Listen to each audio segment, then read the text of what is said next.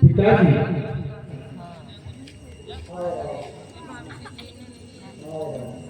हे पूज्य पिता, क्या हुआ तुम्हें? क्या तुमको मुरझाया है क्या?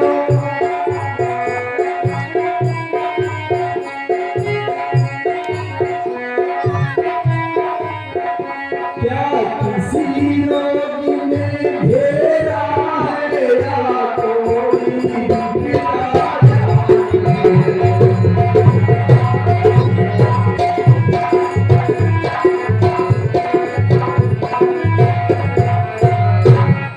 पिताजी,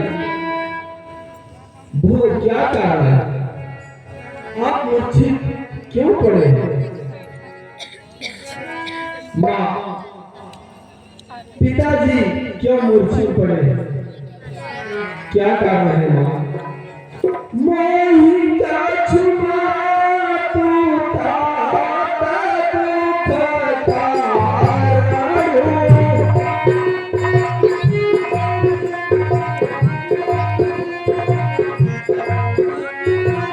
करही जतन मुझे होई आरो।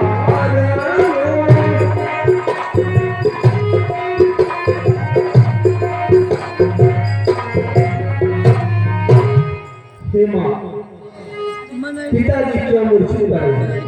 क्या कारण है? माँ, मुझसे कोई अपराध हो गया है जो पिताजी मुझसे नाराज हैं।